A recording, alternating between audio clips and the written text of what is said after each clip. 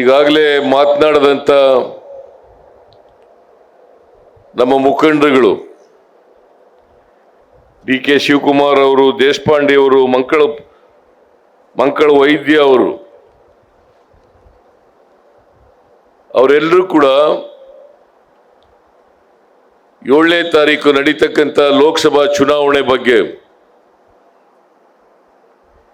ನೀವೆಲ್ಲರೂ ಕೂಡ ಯಾಕೆ ಕಾಂಗ್ರೆಸ್ನ ಅಭ್ಯರ್ಥಿಯನ್ನ ಬೆಂಬಲಿಸಬೇಕು, ಆಶೀರ್ವದಿಸಬೇಕು,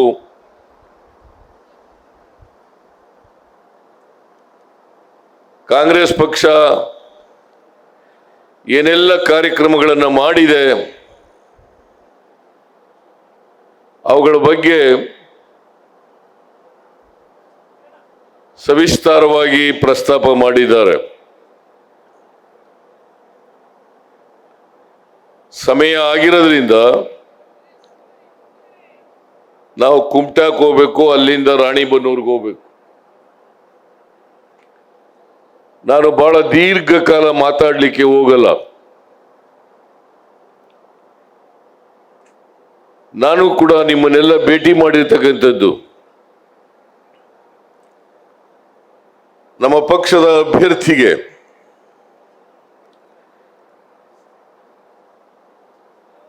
ಈ ಚುನಾವಣೆಯಲ್ಲಿ ತಾವೆಲ್ಲ ಆಶೀರ್ವಾದ ಮಾಡಬೇಕು,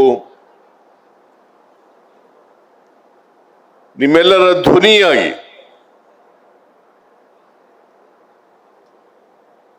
ಕರ್ನಾಟಕದ ಪರವಾಗಿ ಲೋಕಸಭೆಯಲ್ಲಿ ಮಾತನಾಡಬೇಕು.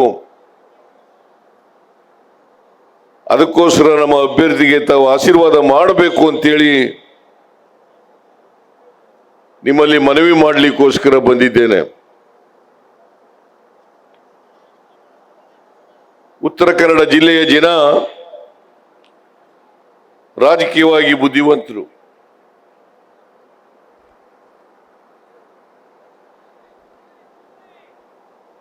ರಾಜಕೀಯವಾಗಿ ಪ್ರಬುದ್ಧರು. ಈ ದೇಶದ ರಾಜಕಾರಣವನ್ನು ವಿಶ್ಲೇಷಣೆ ಮಾಡತಕ್ಕಂಥ ಶಕ್ತಿ ನಿಮಗಿದೆ ಅಂತೇಳಿ ನಾನು ಭಾವಿಸ್ಕೊಂಡಿದ್ದೇನೆ.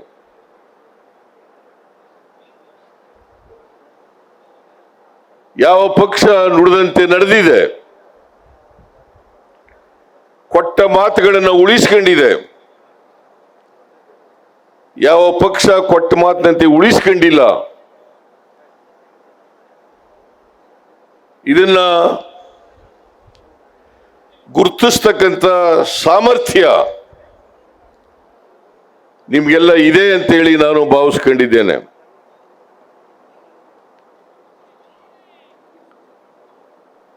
ನರೇಂದ್ರ ಮೋದಿಯವರು 10 ವರ್ಷಗಳಿಂದ ಪ್ರಧಾನಮಂತ್ರಿ ಆಗಿದ್ದೀರಿ. 10 ವರ್ಷಗಳಿಂದ ಪ್ರಧಾನಮಂತ್ರಿ ಆಗಿದ್ದಾರೆ. 2014ರಲ್ಲಿ ಪ್ರಧಾನಮಂತ್ರಿ ಆದದ್ದು, ಈಗ 2024. ಈ 10 ವರ್ಷಗಳಲ್ಲಿ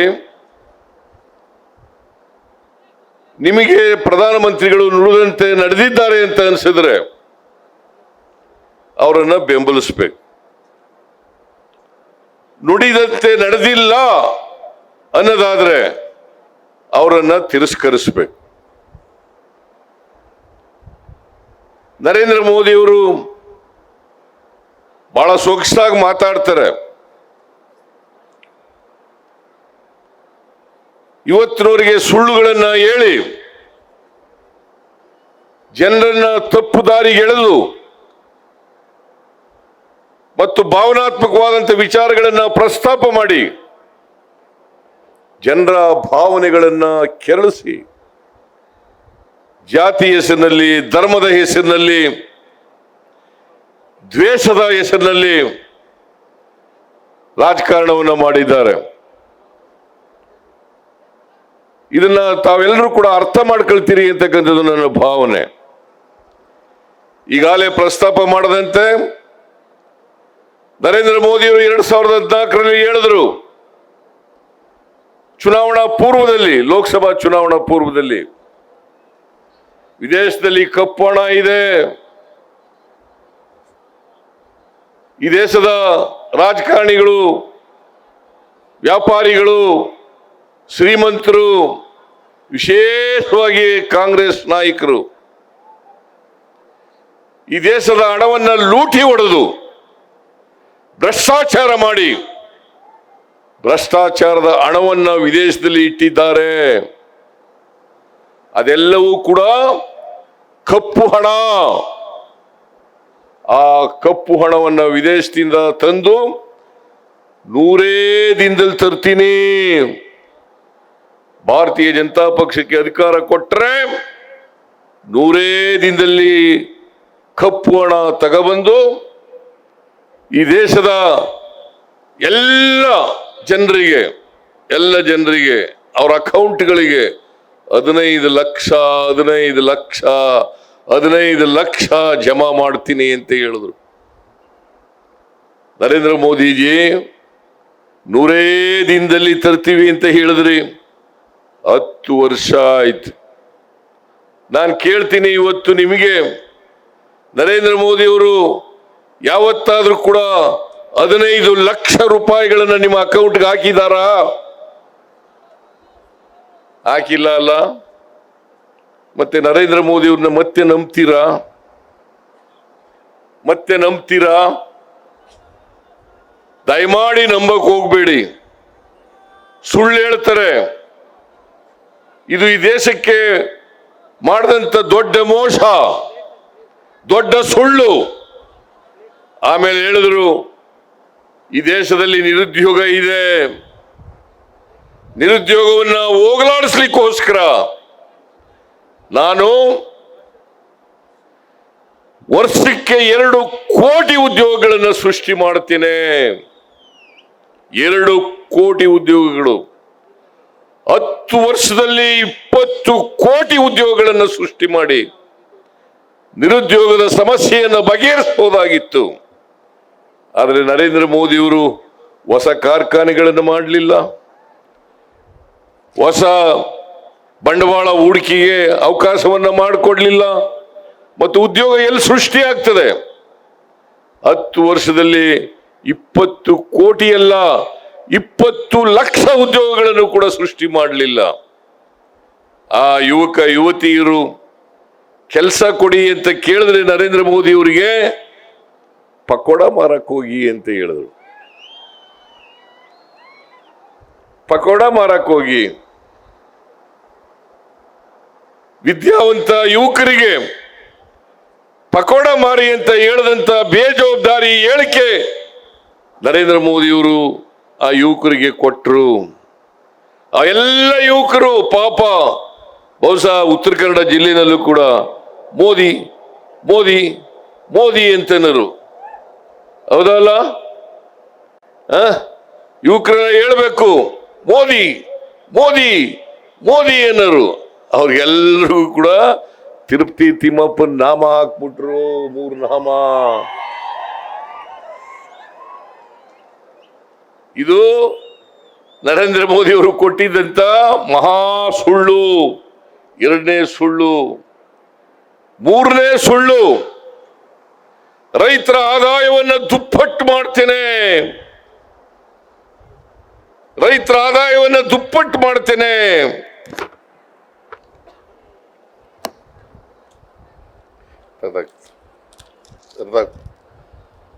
ರೈತರ ಆದಾಯವನ್ನು ದುಪ್ಪಟ್ಟು ಮಾಡ್ತೇನೆ.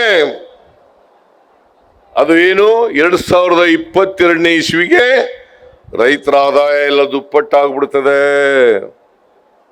ರೈತರು ಇನ್ನೇನು ಕಷ್ಟಪಡಬೇಕಾಗಿಲ್ಲ. 1 ಲಕ್ಷ ರೈತರಿಗೆ ಆದಾಯ ಬರ್ತಾ ಇದ್ರೆ 2 ಲಕ್ಷ ಬರಾಗ ಮಾಡ್ಬಿಡ್ತೀನಿ. ಮಾಡಿದ್ರೇನ್ರಿ? 2 ಲಕ್ಷ ಬರಾಗ ಮಾಡಿದ್ರ ರೈತರು ಹೇಳ್ಬೇಕು. ಮಾಡಲಿಲ್ಲ. ಎಲ್ಲ ಬೆಲೆಗಳನ್ನ, ಅಗತ್ಯ ವಸ್ತುಗಳ ಬೆಲೆಗಳನ್ನೆಲ್ಲ ಇಳಿಸ್ಬಿಡ್ತೀನಿ. ಅಕ್ಕಿ, ಜೋಳ, ರಾಗಿ, ಗೋಧಿ, ಪೆಟ್ರೋಲ್, ಡೀಸೆಲ್, ಗ್ಯಾಸ್, ಅಡಿಗೆ ಎಣ್ಣೆ, ಗೊಬ್ಬರ ಎಲ್ಲ ಬೆಲೆಗಳನ್ನು ಕೂಡ ಇಳಿಸ್ಬಿಡ್ತೇನೆ. ಇಳಿಸಿ ಕೈಗೆಟಕ್ತಕ್ಕಂಥ ದರದಲ್ಲಿ ಸಿಕ್ಕಾಗ ಮಾಡ್ತೇನೆ, ಬಡವರ ಬದುಕನ್ನ ಹಸನು ಮಾಡ್ತೇನೆ. ಬಡವರು ಯಾರು ಕೂಡ ಜೀವನ ನಡೆಸಲಿಕ್ಕೆ ಕಷ್ಟಪಡಬೇಕಾಗಿಲ್ಲ. ಕಷ್ಟಪಡಬೇಕಾಗಿಲ್ಲ. 10 ವರ್ಷ ಆಯ್ತು. ಏನಾದರೂ ಅಗತ್ಯ ವಸ್ತುಗಳ ಬೆಲೆ ಕಡಿಮೆ ಆಯ್ತಾ? ಏನ್ರಮ್ಮ ತಾಯಿ, ಕಡಿಮೆ ಆಯ್ತಾ? ಕಡಿಮೆ ಆಯ್ತೇನ್ರಿ? ಪೆಟ್ರೋಲ್ ಬೆಲೆ ಕಡಿಮೆ ಆಯ್ತಾ? ಗ್ಯಾಸ್ ಡೀಸೆಲ್ ಬೆಲೆ ಕಡಿಮೆ ಆಯ್ತಾ? ಗ್ಯಾಸ್ ಸಿಲಿಂಡರ್ ಬೆಲೆ ಕಡಿಮೆ ಆಯ್ತಾ? ಇದನ್ನು ಹೇಳಿದಾಗ 1 ಲೀಟರ್ ಡೀಸೆಲ್ ಬೆಲೆ 48 ರೂಪಾಯಿ. ಮನಮೋಹನ್ ಸಿಂಗ್ ರವರು ಪ್ರಧಾನಮಂತ್ರಿ ಆಗಿರುವಾಗ 1 ಲೀಟರ್ ಡೀಸೆಲ್ಗೆ 48 ರೂಪಾಯಿ 2014ರಲ್ಲಿ.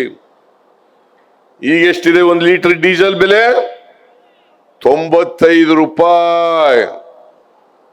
95 ರೂಪಾಯಿ. 1 ಲೀಟರ್ ಪೆಟ್ರೋಲ್ ಬೆಲೆ 2014ರಲ್ಲಿ ನರೇಂದ್ರ ಮೋದಿ ಅವರು ಪ್ರಧಾನಮಂತ್ರಿ ಆದಾಗ 70 ರೂಪಾಯಿ. ಇವತ್ತು 105 ರೂಪಾಯಿ. 1 ಗ್ಯಾಸ್ ಸಿಲಿಂಡರ್ ಬೆಲೆ 414 ರೂಪಾಯಿ. ಇವತ್ತು 950 ರೂಪಾಯಿ. ನಿಮ್ಗೆಲ್ಲ ಅನುಕೂಲ ಆಯ್ತಾ? ನಿಮ್ಗೆಲ್ಲ ಕೋಪ ಬರಲ್ವಾ? 1 ಗ್ಯಾಸ್ ಸಿಲಿಂಡರ್ ಬೆಲೆ 414 ರೂಪಾಯಿ ಇದ್ದದ್ದು 900 ರೂಪಾಯಿ ಆಗಿದೆಯಲ್ಲ. ಹೆಣ್ಮಕ್ಳು ನಿಮಗೆ ಕೋಪ ಬರ್ತದ ಇಲ್ವೋ?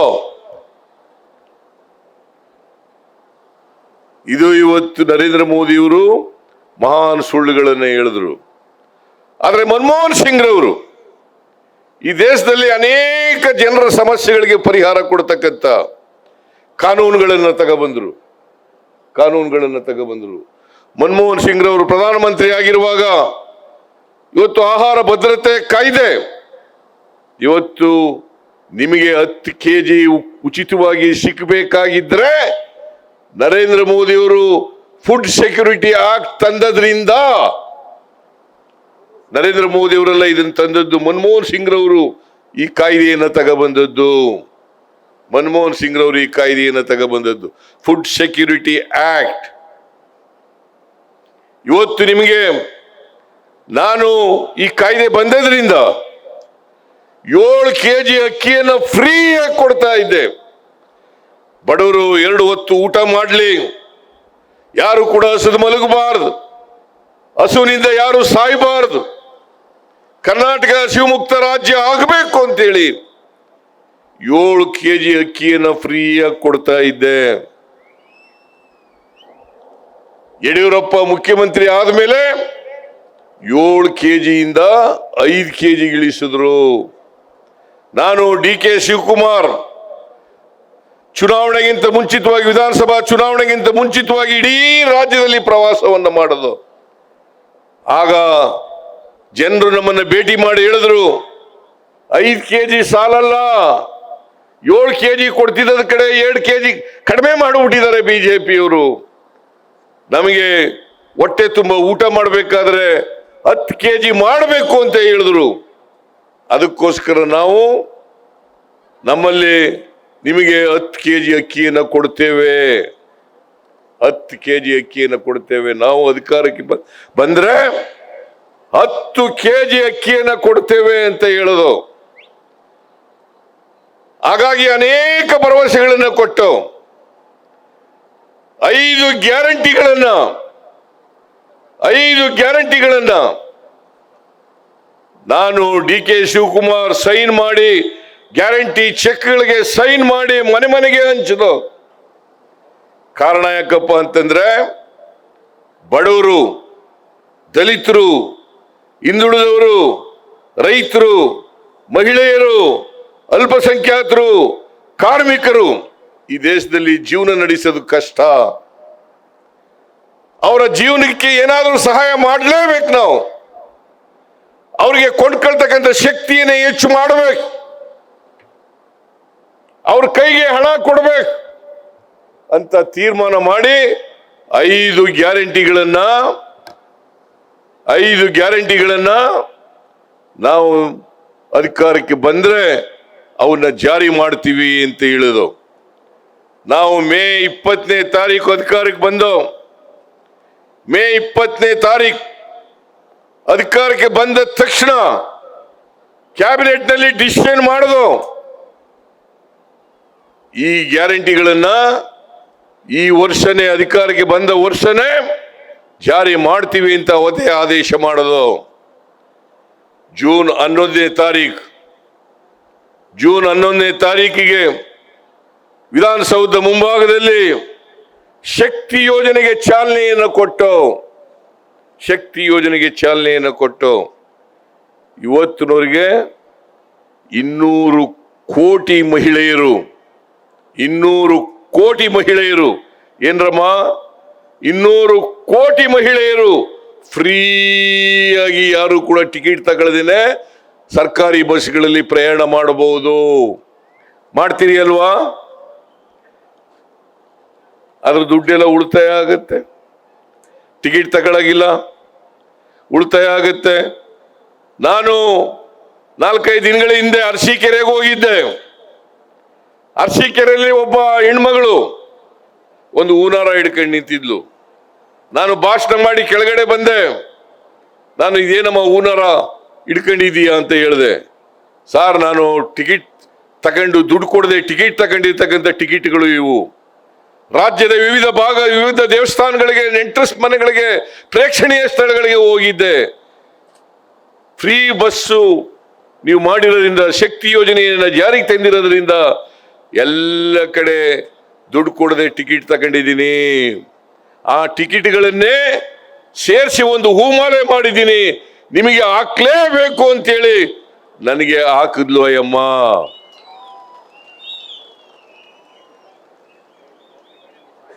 ನನಗೆ ಹಾಕಿದ್ಲು. ಇದು ನನಗೆ ಆದಂತ ಸಂತೋಷ, ತೃಪ್ತಿ. ಇದಕ್ಕಿಂತ ದೊಡ್ಡ ತೃಪ್ತಿ ಆಗ್ಲಿಕ್ಕೆ ಸಾಧ್ಯನೇ ಹೇಳಿ? ಬಡವರು ಇವತ್ತು ಫ್ರೀಯಾಗಿ ತಿರುಗಾಡ್ತಾ ಇದ್ದಾರೆ ಬಸ್ನಲ್ಲಿ. ಹೆಣ್ಮಕ್ಳೆಲ್ಲ ವಿದ್ಯಾರ್ಥಿಗಳೆಲ್ಲ ಫ್ರೀಯಾಗಿ ತಿರುಗಾಡ್ತಾ ಇದ್ದಾರೆ. ಇದಕ್ಕಿಂತ ಖುಷಿ ಕೊಡ್ತಕ್ಕಂಥ ಇನ್ನೊಂದು ಇಲ್ಲ.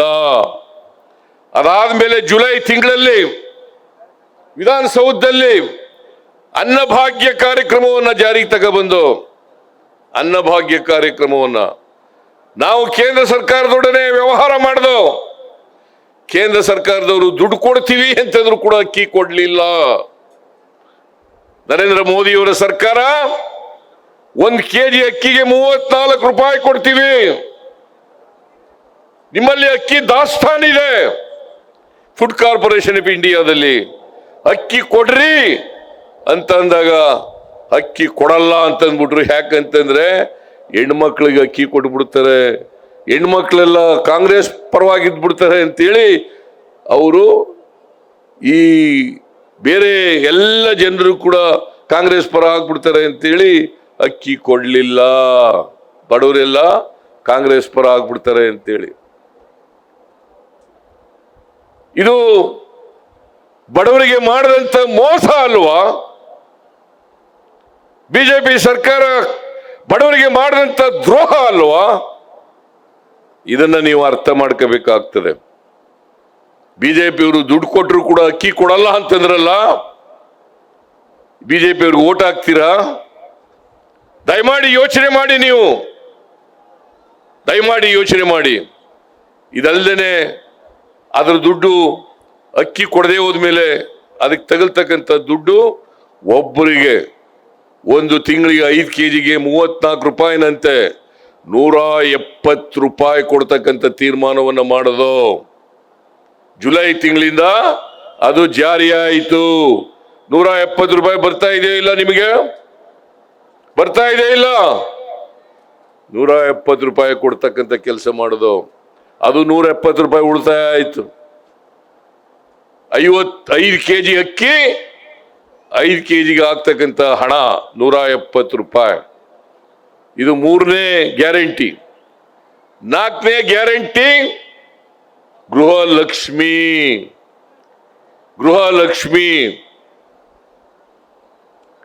ಮನೆ ಯಜಮಾನಿ ಸುಮಾರು 1,20,00,000 ಮನೆ ಯಜಮಾನಿಯರಿಗೆ ತಿಂಗಳಿಗೆ 2,000 ರೂಪಾಯಿ, ತಿಂಗಳಿಗೆ 2,000 ರೂಪಾಯಿ. ಯಾಕಂತಂದ್ರೆ ನಿಮ್ ಕೈನಲ್ಲಿ, ಬಡವರ ಕೈನಲ್ಲಿ ಹಣ ಇರಬೇಕು.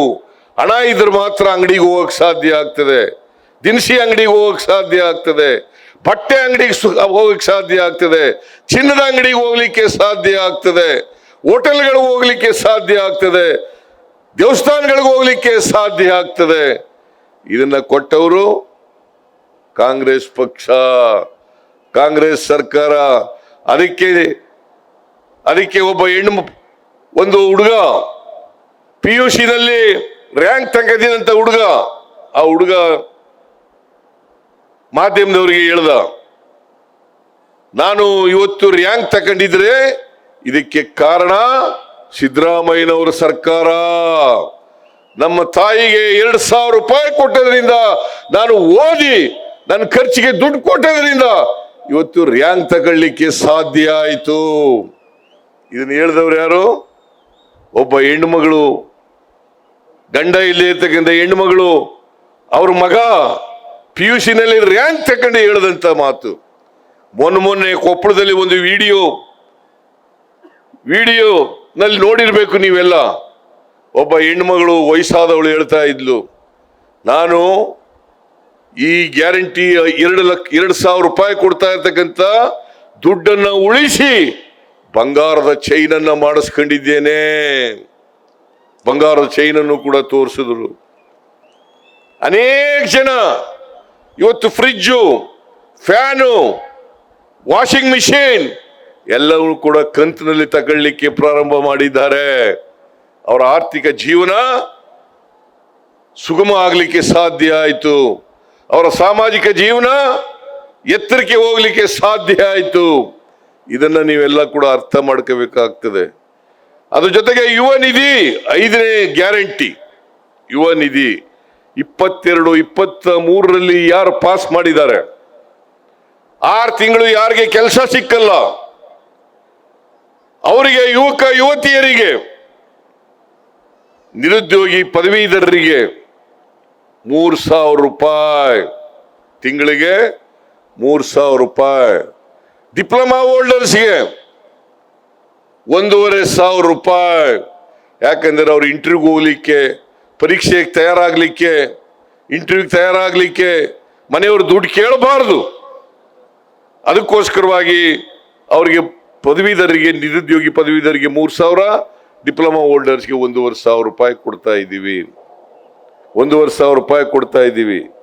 ಇದನ್ನ ಹಿಂದೆ ನರೇಂದ್ರ ಮೋದಿ ಅವರು 2 ಕೋಟಿ ಉದ್ಯೋಗ ಸೃಷ್ಟಿ ಮಾಡ್ತೀವಿ ಅಂದ್ರೆಲ್ಲ ಮಾಡಿದ್ರ? ನಾವು ನಿರುದ್ಯೋಗಿಗಳಿಗೆ ಸಹಾಯ ಮಾಡಬೇಕು ಅಂತೇಳಿ ಅದ್ರ ಜೊತೆಗೆ ಟ್ರೈನಿಂಗ್ ಕೂಡ ಕೊಡ್ತೀವಿ, ಸ್ಕಿಲ್ ಡೆವಲಪ್ಮೆಂಟ್ ಟ್ರೈನಿಂಗ್ ಕೂಡ ಕೊಡ್ತೀವಿ. ಇದನ್ನು ಕೊಟ್ಟು ಅವರಿಗೆ ಕೆಲಸ ಸಿಕ್ಕ ರೀತಿಯಲ್ಲಿ ಮಾಡ್ತೇವೆ. ಇದು ಕಾಂಗ್ರೆಸ್ನವರು ಬಡವರಿಗೆ, ದಲಿತರಿಗೆ, ಹಿಂದುಳಿದವರಿಗೆ, ಅಲ್ಪಸಂಖ್ಯಾತರಿಗೆ, ರೈತರಿಗೆ, ಕಾರ್ಮಿಕರಿಗೆ ಶಕ್ತಿ ತುಂಬತಕ್ಕಂಥ, ಸಾಮಾಜಿಕವಾಗಿ ಆರ್ಥಿಕವಾಗಿ ಶಕ್ತಿ ತುಂಬತಕ್ಕಂಥ ಕೆಲಸವನ್ನು ಮಾಡ್ತಾ ಇದ್ದೇವೆ. ಇದೇ ನಮ್ಮ ಸಂವಿಧಾನ ಹೇಳ್ತಕ್ಕಂಥದ್ದು. ಎಲ್ರಿಗೂ ಸಮಾನ ಅವಕಾಶಗಳು, ಸಮಾನತೆ, ಸಮಾಜದಲ್ಲಿ ಎಲ್ಲರೂ ಕೂಡ ಸರ್ವರಿಗೂ ಸಮಬಾಳು, ಸಮಪಾಲು ಆಗ್ಬೇಕು ಅಂತಕ್ಕಂಥದ್ದು ನಂಬಿಕೆ ಇಟ್ಕೊಂಡಿರ್ತಕ್ಕಂಥವ್ರು. ಹಾಗಾಗಿ ಇವತ್ತು ಸಮಾಜದಲ್ಲಿರ್ತಕ್ಕಂಥ ಈ ವರ್ಗದ, ಕೆಳವರ್ಗದ ಜನರಿಗೆ ಶಕ್ತಿ ತುಂಬಿ ಅವರು ಕೂಡ ಮುಖ್ಯವಾಹಿನಿಗೆ ಬರಬೇಕು ಅಂತೇಳಿ ಪ್ರಯತ್ನವನ್ನು ನಮ್ಮ ಸರ್ಕಾರ ಮಾಡ್ತದೆ. ಈಗ ಹೇಳಿ, ನಾವು ನುಡಿದಂತೆ ನಡೆದಿದ್ದೀವಲ್ವಾ? ಹೇಳ್ರಿ, ನುಡಿದಂತೆ ನಡೆದಿದ್ದೀವಲ್ವಾ? ಏನ್ರಿ, ನುಡಿದಂತೆ ನಡೆದಿದ್ದೀವಲ್ಲ? ದಯಮಾಡಿ ನಮ್ಮ ಪಕ್ಷದ ಅಭ್ಯರ್ಥಿಗೆ ಈ ಸಾರಿ ಗೆಲ್ಲಿಸಿ. ಉತ್ತರ ಕನ್ನಡ ಜಿಲ್ಲೆನಲ್ಲಿ ಸಂವಿಧಾನ ಇವತ್ತು ಉಳಿಬೇಕಲ್ಲ, ಪ್ರಜಾಪ್ರಭುತ್ವ ಉಳಿಬೇಕಲ್ಲ. ಸಂವಿಧಾನದ ರಕ್ಷಣೆಗೆ, ಪ್ರಜಾಪ್ರಭುತ್ವದ ಉಳಿವಿಗಾಗಿ ನೀವೆಲ್ಲರೂ ಕೂಡ ಕಾಂಗ್ರೆಸ್ ಅನ್ನ ಬೆಂಬಲಿಸಬೇಕು. ಕಾಂಗ್ರೆಸ್ ಮಾತ್ರ ಸಂವಿಧಾನವನ್ನು ಉಳಿಸಲಿಕ್ಕೆ ಪ್ರಯತ್ನವನ್ನು ಮಾಡ್ತಕ್ಕಂಥದ್ದು. ಕಾಂಗ್ರೆಸ್ ಮಾತ್ರ ಪ್ರಜಾಪ್ರಭುತ್ವವನ್ನು ಉಳಿಸಲಿಕ್ಕೆ ಸಾಧ್ಯ. ಕಾಂಗ್ರೆಸ್ ಉಳಿದೇ ಹೋದರೆ ನಾವು ಯಾರು ಕೂಡ ಉಳಿಲಿಕ್ಕೆ ಸಾಧ್ಯ ಇಲ್ಲ. ಹಿಂದುಳಿದವರು, ದಲಿತರು, ಇನ್ನು ಅಲ್ಪಸಂಖ್ಯಾತರು, ರೈತರು, ಮಹಿಳೆಯರು ಯಾರು ಕೂಡ ಉಳಿಲಿಕ್ಕೆ ಸಾಧ್ಯ ಇಲ್ಲ. ಇವರೆಲ್ಲ ಉಳಿಬೇಕಾದ್ರೆ ಸಂವಿಧಾನ ಉಳಿಲೇಬೇಕು, ಸಂವಿಧಾನ ರಕ್ಷಣೆ ಆಗಲೇಬೇಕು. ಅದರಿಂದ ಬಿಜೆಪಿಯವರು ಒಂದ್ ಕಡೆ ಸುಳ್ಳು ಹೇಳ್ತಾ ಇದ್ದಾರೆ, ನಾವು ನುಡಿದಂತೆ ನಡೆದಿದ್ದೇವೆ. ಇವತ್ತು ಕೂಡ ಇಲ್ಲಿ ನರೇಂದ್ರ ಮೋದಿ ಅವರು ಬಂದಿದ್ರು ಉತ್ತರ ಕನ್ನಡ ಜಿಲ್ಲೆಗೆ, ಮತ್ತೆ ಇನ್ನೊಂದಷ್ಟು ಸುಳ್ಳುಗಳನ್ನ ಹೇಳ್ಬಿಟ್ಟು ಹೋದ್ರು. ನಂಬೇಡಿ, ದಯಮಾಡಿ ಈ ಸಾರಿ ನಂಬಕ್ ಹೋಗ್ಬೇಡಿ. 10 ವರ್ಷಗಳಿಂದ ಸುಳ್ಳು ಹೇಳ್ತಾ ಬಂದಿದ್ದಾರೆ. ಮತ್ತೆ ಸುಳ್ಳು ಹೇಳ್ತಕ್ಕಂಥ ನರೇಂದ್ರ ಮೋದಿಯವನ್ನ ಯಾವ ಕಾರಣಕ್ಕೂ ಕೂಡ ನಂಬೇಡಿ. ನರೇಂದ್ರ ಮೋದಿಯವರು ಸುಳ್ಳಿನ ಸರ್ದಾರ.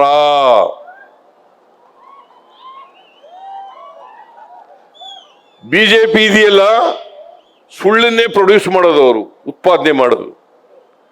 ಅವ್ರ ಮನೆ ದೇವರು ಸುಳ್ಳು, ಮನೆ ದೇವರು ಸುಳ್ಳು. ಈ ಸುಳ್ಳು ಹೇಳ್ತಕ್ಕಂಥ ಬಿಜೆಪಿಗೆ ಓಟ್ ಹಾಕ್ತೀರಾ? ನುಡಿದಂತೆ ನಡೆದಂತ ಕಾಂಗ್ರೆಸ್ ಪಕ್ಷಕ್ಕೆ ಓಟ್ ಹಾಕ್ತೀರಾ?